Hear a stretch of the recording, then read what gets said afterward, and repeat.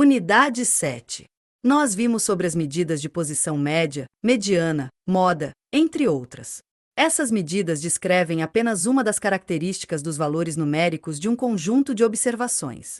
Não se consegue com nenhuma delas a informação sobre qual é o grau de variação ou dispersão dos valores observados.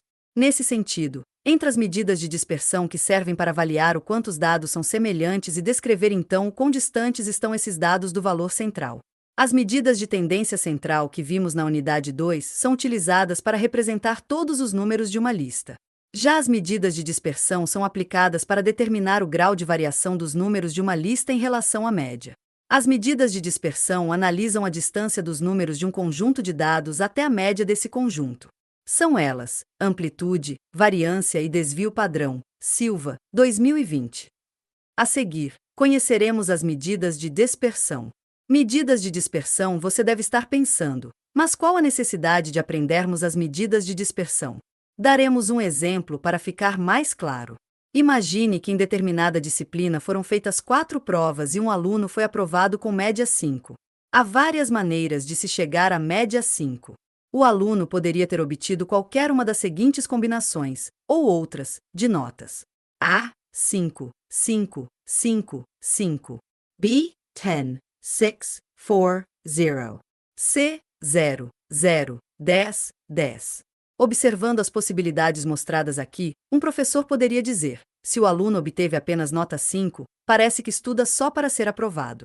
Se o aluno obteve notas 10, 6, 4, 0, mostra que pode ter excelente desempenho, mas, aparentemente, abandonou os estudos. Amplitude. A amplitude de um conjunto, em estatística, é a diferença entre o maior elemento desse conjunto e o menor.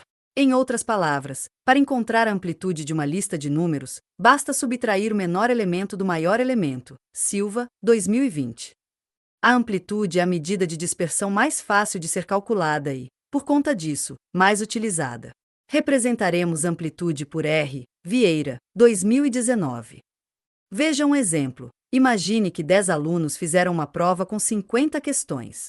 Os números de respostas corretas, por aluno, foram respectivamente 31, 27, 42, 35, 47, 28, 7, 45, 15, 20. Nesse caso, olhando para os valores anteriores, conseguimos identificar o maior número de acertos, que no caso é 47, bem como também conseguimos identificar o menor número de acertos, que é 7. Com esses dois dados, conseguimos calcular a amplitude. A amplitude é R igual a 47, 7 é igual a 40 nesse exemplo. Quando calculamos a média e a amplitude, temos uma visão de como esses dados estão distribuídos. Se um aluno que fez a prova sabe o seu número de acertos, facilmente identificará sua posição no grupo, acima da média, no topo da lista, no fim da fila, etc.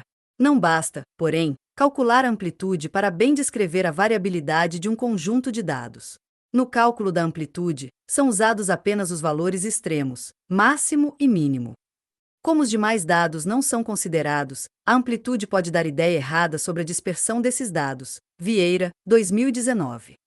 Se tivermos um grupo de pessoas com idades diferentes conforme segue: 4, 3, 4, 3, 4, 3, 21, podemos calcular a média e a amplitude. Note que faremos isso da mesma forma como fizemos nos cálculos das notas. Primeiramente calculamos a média somando todos os valores, 4 mais 3 mais 4 mais 3 mais 4 mais 3 mais 21, e dividindo pela quantidade de elementos disponíveis, no caso 7. Para calcular a amplitude verificamos o maior valor, no caso a maior idade, que aqui é representada pelo número 21, ou seja, 21 anos, e a menor idade, que aqui é representada pelo número 3, isto é, 3 anos. A figura 2 nos mostra como calculamos a média e a amplitude desses dados. Olhando apenas a média, 6 anos, e a amplitude, 18 anos, qualquer pessoa diria que os dados são muito variáveis. Contudo, verifique a figura a seguir, que apresenta os valores observados sobre um eixo. Os pontos estão concentrados em 2 valores, 3 e 4, e há apenas um valor, 21, muito distante deles. Esse valor os estatísticos chamam de discrepante. O valor discrepante puxa a média para cima e torna a amplitude muito grande. No caso do exemplo, uma explicação para o dado discrepante poderia ser, por exemplo, que, para estudar as idades dos alunos de uma pré-escola, alguém coletou a idade da professora também, o que estaria, evidentemente, errado. De qualquer modo, a probabilidade de ocorrer um valor discrepante é alta nas amostras muito grandes. Variância. Digamos que você necessite medir a variabilidade ou dispersão dos dados, mas somente com amplitude não conseguiu uma resposta confiável. Para isso é possível fazer o cálculo da variância. Quando temos um conjunto de dados, a variância é uma medida de dispersão que mostra o quão distante cada valor desse conjunto está do valor central, ou seja, da média. Quanto menor for a variância, mais próximos os valores estão da média, mas quanto maior ela é, mais os valores estão distantes da média. Ribeiro, 2020. Considere um conjunto de dados que vai de x1 até um número qualquer, o qual chamamos de xn. Perceba que x1, x2, xn são os n elementos de uma amostra em que x é a média aritmética desses elementos. O cálculo da variância amostral é dado por. Se quisermos calcular a variância populacional, consideraremos todos os elementos da população, e não apenas de uma amostra. Nesse caso, o cálculo possui uma pequena diferença. Observe. A única diferença que se tem na fórmula do cálculo da variância amostral é que nesse caso a divisão é feita pelo número de elementos, 1, ou n-1. Já na variância populacional a divisão é feita somente pelo número de elementos. Fique sempre atento ao que é solicitado no enunciado, se é amostral ou populacional. Um exemplo, apresentado por Vieira, 2019, ajuda a entender essa definição. Se um jogador de basquete tiver estatura x igual a 1,92 m e a média de estatura dos jogadores de seu time for x igual a 1,82 m, o desvio da estatura desse jogador em relação à média do time é. Os desvios em relação à média medem a variabilidade dos dados. Quanto maiores os desvios, maior é a variabilidade dos dados. No entanto, para julgar o grau de variabilidade de todo o conjunto, é preciso uma só medida. Não podemos usar a média dos desvios como medida de dispersão porque a soma dos desvios é, necessariamente, igual a zero. Voltamos ao exemplo. Se os jogadores tiverem estaturas 1,92, 1,72, 1,82, 1,80, 1,84, a média será. Os desvios em relação à média são. Verifique que a soma dos desvios é igual a zero. Isso não ocorre apenas em alguns exemplos, mas sempre. A soma dos desvios é igual a zero porque valores com sinal positivo anulam valores com sinal negativo. Então, os desvios em torno da média têm soma igual a zero. Para evitar os sinais negativos, elevamos todos os desvios ao quadrado e usamos, como medida da variabilidade, a soma dos quadrados dos desvios. Ok, mas como fazemos isso? Vamos continuar no exemplo que Vieira, 2019, a tabela mostra o procedimento para obter a soma dos quadrados dos desvios. Primeiramente, devemos achar os desvios, verificar se a soma deles é zero, é só uma prova, calcule o quadrado de cada desvio, depois somamos os quadrados dos desvios. Para medir a variabilidade dos desvios em torno da média, calculamos a variância. Para entender como se calcula a variância, reveja a tabela 1 em que estão as estaturas, x, dos jogadores de um time de basquete, em metros, os desvios em relação à média x, e os quadrados dos desvios em relação à média, x, 2. Na última linha da tabela, estão a soma dos desvios e a soma dos quadrados dos desvios. Para obter a variância, basta calcular. Entendendo agora o que é variância e como é calculada, veremos o desvio padrão. Desvio padrão. A unidade e a magnitude da variância não correspondem à unidade e à magnitude dos dados.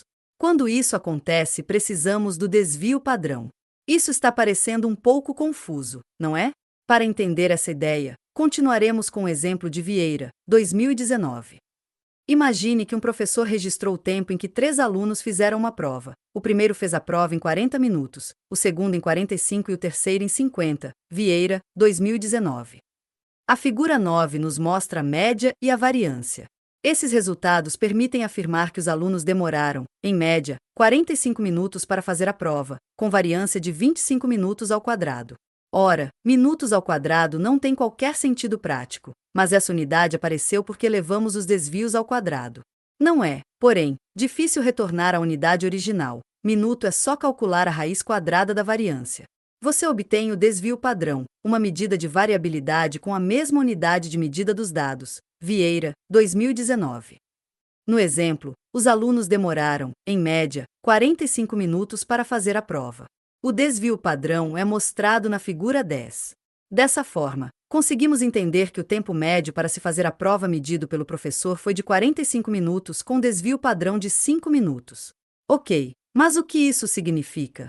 Significa que o tempo médio para se fazer essa prova é de 45 minutos, sendo que todos os que fizeram a prova realizaram em um tempo não diferente de 5 minutos desse tempo. Isto é, no exemplo que estudamos, ninguém fez a prova em menos de 40 minutos, bem como, também, ninguém demorou mais do que 50 minutos para realizá-la. Assimetria é o grau de desvio ou afastamento da simetria de uma distribuição. Quando a curva é simétrica, a média, a mediana e a moda coincidem, no mesmo ponto, havendo um perfeito equilíbrio na distribuição. Quando o equilíbrio não acontece, isto é, a média, a mediana e a moda recaem em pontos diferentes da distribuição, esta será simétrica, enviesada à direita ou esquerda. Fonseca, 2012. O coeficiente de assimetria permite distinguir as distribuições assimétricas. Um valor negativo indica que a cauda do lado esquerdo da função densidade de probabilidade é maior que a do lado direito. Um valor positivo para a simetria indica que a cauda do lado direito é maior que a do lado esquerdo. Um valor nulo indica que os valores são distribuídos de maneira relativamente iguais em ambos os lados da média, mas não implica necessariamente uma distribuição simétrica. Parenti, 2017. Veremos isso por meio de figuras para que fique mais claro o entendimento. Na figura 11 temos uma simetria nula, isto é, a média é igual à moda que é igual à mediana. Já na figura 12 temos o que se chama de assimetria positiva, isto é, quando a curva da distribuição declina para a direita. Ainda pode acontecer conforme mostrado na figura 13, a assimetria negativa, quando a curva da distribuição se declina para a esquerda. Kurtoz. Quando analisamos a kurtose, estamos verificando apenas o grau de achatamento da curva de uma distribuição de dados. Kurtose é o menor ou maior grau de achatamento da distribuição ou curva de frequência considerada em relação a uma curva normal representativa da distribuição. Parenti, 2017. Muito embora seja comum explicar a kurtose como o grau de achatamento de uma distribuição de frequências, o que as medidas de kurtose buscam indicar realmente é o grau de concentração de valores da distribuição em torno do centro desta distribuição. Numa distribuição unimodal, quanto maior for a concentração de valores em torno do centro dela mesma, maior será o valor da sua kurtose. Graficamente, isso será associado a uma curva com a parte central mais afilada, mostrando um pico de frequência simples mais destacado, mais pontiagudo, caracterizando a moda da distribuição de forma mais nítida. Segundo Fonseca, 2012, uma distribuição nem chata nem delgada, fina e verticalizada, se chama mesocúrtica, já uma distribuição delgada se chama leptocúrtica e uma distribuição achatada se chama platicúrtica. A distribuição leptocúrtica apresenta uma curva de frequências mais fechada que a distribuição normal. A distribuição mesocúrtica apresenta uma curva de frequências idêntica à da distribuição normal. A figura 15 demonstra uma distribuição mesocúrtica. A distribuição platicúrtica apresenta uma curva de frequências mais aberta que a da distribuição normal. A figura 16 demonstra uma distribuição platicúrtica. Mesocúrtica, quando apresenta uma medida de kurtose igual à da distribuição normal.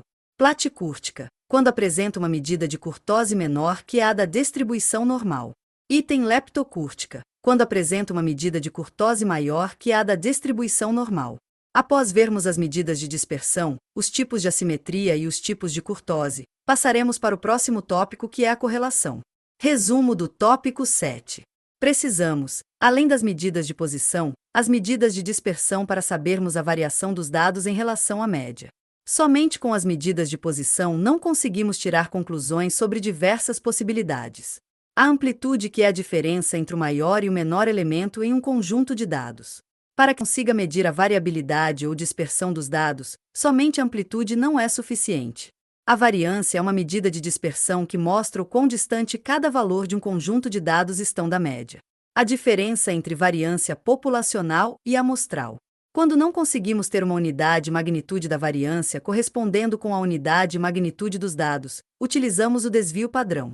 A assimetria é o grau ou afastamento da simetria de uma distribuição. Kurtose é o menor grau de achatamento de uma distribuição.